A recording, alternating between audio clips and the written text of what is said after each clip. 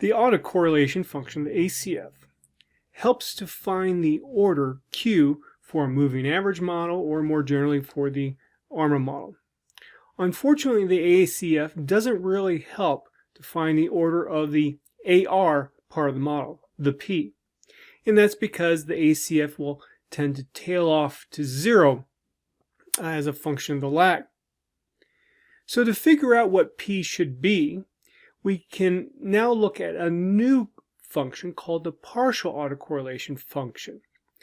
This PACF will work very similarly to the ACF in terms of the ACF helping to find the value of Q, the MA part of the model. The PACF will help us find P, the order of the AR part of the model. And it will work in a very similar way to what we saw for the ACF to find Q. So to see how the partial autocorrelation function comes about, let's take a look at this autoregressive representation of a model. Where on the left side, I'm going to have x sub t plus h. And on the right side, to help motivate us thinking of this as a regular old regression model too, I'm going to have beta sub h1 times x of t minus h1. So notice I'm going one time period in the past. Notice where the 1 is on that beta. Plus beta h2, x of t plus h minus 2. And we go all the way down to beta sub hh times x of t. I have some white noise at the end.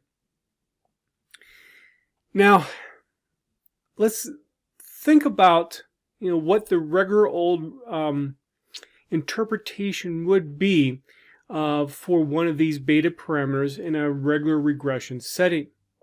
And this is what I have highlighted here. So given all the other variables in the model, beta measures the relationship between its corresponding independent variable and the dependent variable. And a key here is given. Given that you're taking into account all the other variables, what's the relationship, let's say, between x of t plus h minus 1 and x of t plus h? That's basically the interpretation of what beta h1 would be. Okay, so let's now multiply both sides of this equation here by x of t plus h minus j. So I'm going to go j time periods less. Also, I'm going to, in addition to multiplying both sides of the equation by this value, I'm also going to find the expected value. So this provides us then the expected value of x of t plus h minus j times x of t plus h on the left side. On the right side, I can distribute the expectation through, factor out these beta constants, and this is what I get here. Okay. Now let's focus on this right here. Take a look at the subscripts. Now notice that, again, the w sub t plus h is white noise. So it means independent, has a particular mean, has a particular variance. Now by going down to t plus h minus j there for that x, that means this x is not going to contain w sub t plus h at all. It will only contain some w's for a lower time point. So because of that, this x sub t plus h minus j and w sub t plus h are actually independent. So then I can distribute the expectation through, and because this is white noise, that expected value is 0. So in the end, this part of the model just goes away. So if we continue here, this expected value of t plus h minus j times expected value of t plus h, that then of course ends up being our autocovariance function. Since I have a lag difference of j between the two, that means my autocovariance at lag j. Also, look what happens here. This also becomes an autocovariance function, at lag t plus h minus j minus t plus h minus 1. This part disappears and you're left with 1 minus j, which is what I have there. You could do this for the other terms of the equation as well. Then, if I just simply divided both sides by gamma of 0, I get my autocorrelation function. So here's my autocorrelation function at lag j. Okay. Now, let's actually look at what happens for different values of j. So if j is equal to 1, I get rho of j times beta h1 times rho of 0 plus beta h2 times rho of 1 all the way down to beta sub hh times rho of h minus 1. I can do a similar thing for j equal 2 all the way down to j is equal to h. Okay. Now let's say also that h is equal to 1. What happens? Well, if h is equal to 1, I'm not going to have this part of my equation at all. Instead, I will only have this part. Well, why? Take a look back at your model here. Let me actually go all the way back and do a little bit of erasing.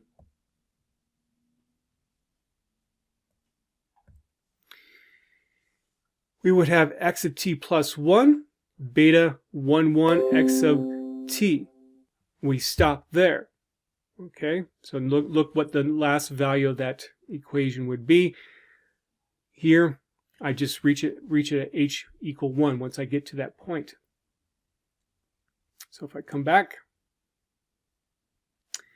So what that means then, given our expression here, excuse me, rho of 1 is equal to beta 1, 1 times rho of 0.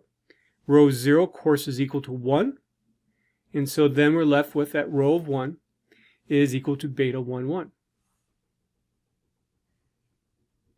What happens if we have h equal to 2? Well, now, in that particular case, we'll have two of these equations to work with. Rho of 1, rho of 2.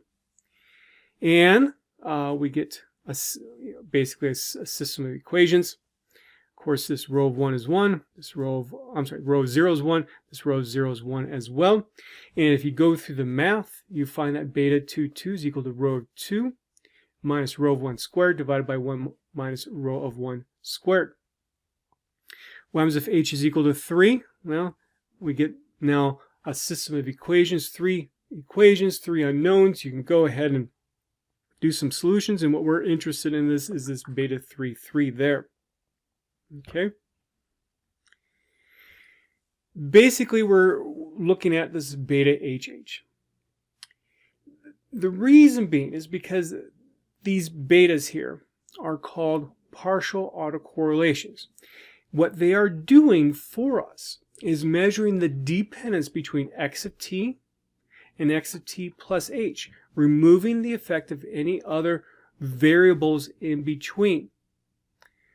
Think again with respect to what a regular old regression model tells us for one of these betas.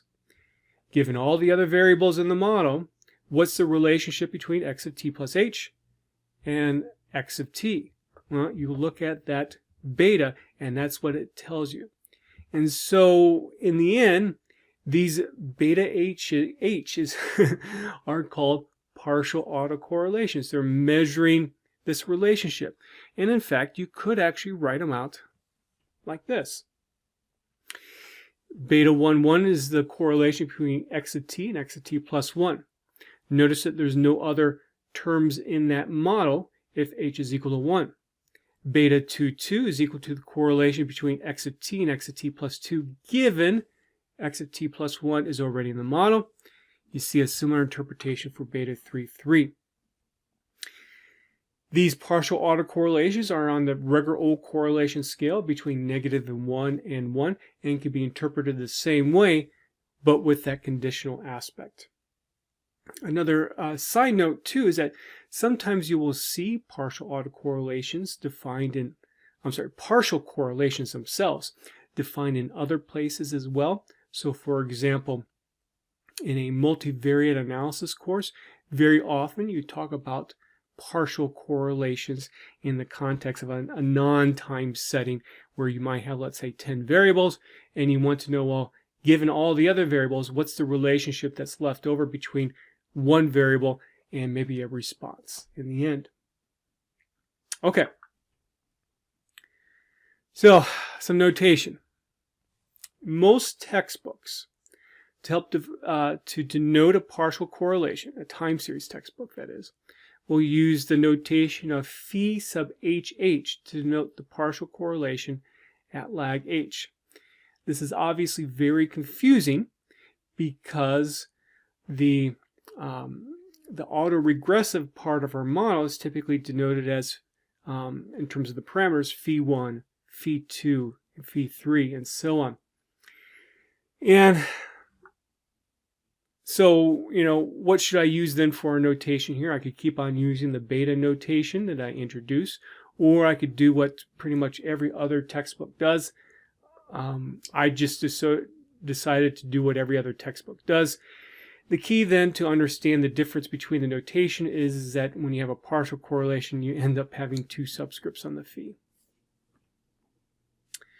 Okay. So let's look at what the partial autocorrelation would be in an AR1 context. If you remember, we've seen the autocorrelation function itself is equal to phi1 raised to the h power. So h is the lag again. So given what we just saw for the betas themselves, that means that phi11, that partial autocorrelation at lag 1, is simply equal to the autocorrelation, which is phi1 that we have found again previously. For phi22, the partial autocorrelation at lag 2, we found the expression for that. So again, using our expression for the autocorrelations themselves, we can find that the partial autocorrelation at lag 2 is equal to 0. And in fact, you could do the same thing for the partial autocorrelation at lag 3. And so this is then illustrates what I was saying at the very beginning of the notes. The way that these partial autocorrelations behave relative to, let's say, the AR part of a model is similar to how the autocorrelations behave for the MA part of a model. In other words, the partial autocorrelations cut off to 0 after lag p, whatever p is. So we can see this then as well if we were to use the ARMA ACF function with phi1 equal to 0.7. R will automatically calculate the partial autocorrelations for us if we use the PACF equal true argument in the function. So here is my use of the function itself. This corresponds to the program ar1_sim.r. And, excuse me, here's PACF equal true. I put in my AR coefficient, and look what I get for the partial autocorrelations. All of them are 0 except for at lag 1. And it's important to understand what this function gives us. It actually starts at lag 1 for these partial autocorrelations. It does not start at lag 0. So if I put that into my plot function with just the x argument then itself, then I can get my plot where I actually start at lag 1.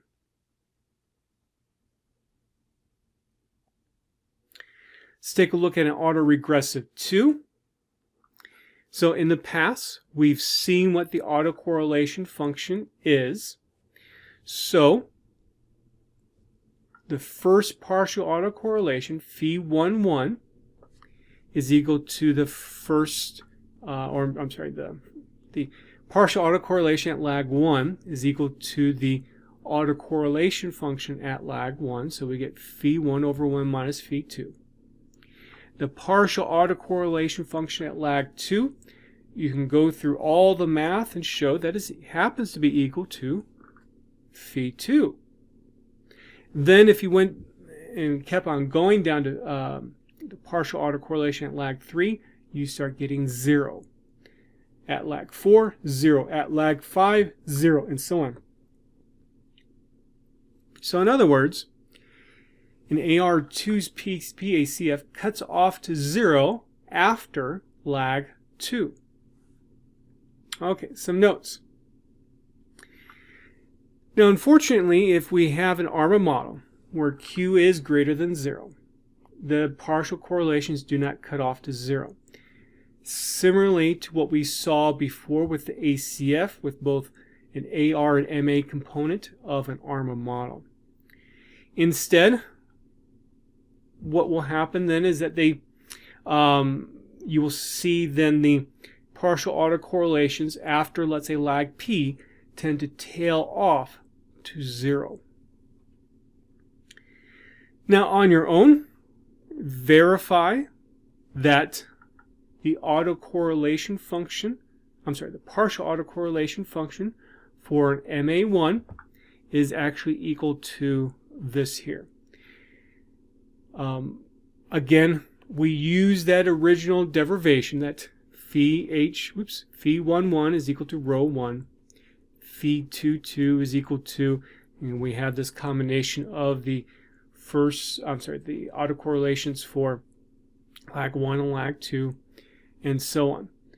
Then you start, and you can do the same thing for phi 33 based upon what I gave earlier. You start seeing patterns that form, and that's how you get this. Well, if you want to see then what the actual partial autocorrelation function looks like for MA1, here's what it looks like for theta 1 equal 0.7 and theta 1 equal to negative 0.7. And what we see is that these partial autocorrelations tail off to 0 eventually with respect to the lags. Well, how do you go about estimating the partial autocorrelation function? Well, simply in the expressions that I gave you for the partial autocorrelations, wherever you see a row of H, you just simply put a hat on top of it, and so you just put the estimated autocorrelations in it. That's how you do the estimation. Now, one could also show that there's this nice little expression for the partial autocorrelations in general in terms of the estimation itself. You're welcome to take a look at that. You're not responsible for the derivation. And the main reason is because we'll simply have R do the calculations for us in the end. I don't think it's worth our time to go through by hand calculations of how these partial autocorrelations can be found. We will actually use a function that you'll see shortly in the next set of notes, a function called PACF, which actually does the calculation automatically for us. Okay. So what about then the probability distribution for an estimated partial autocorrelation function? Well, under, let's say, a null hypothesis that the partial autocorrelation is equal to 0, one can show that it has, for a large sample, an approximate normal distribution with a mean of 0, and the standard deviation is 1 over the square root of n. So similar to what we did with the autocorrelation function, what we can do is we can check, is the estimated partial autocorrelation within or outside of plus or minus the 1 minus alpha divided by 2 quantile from a standard normal times 1 over the square root of n. Excuse me. If the partial autocorrelation is outside that range, then we will say, yes, we do have evidence that the partial autocorrelation does not equal 0. So just to make sure that this is clear, so what we're going to be doing is looking at a plot like this. Let's see here.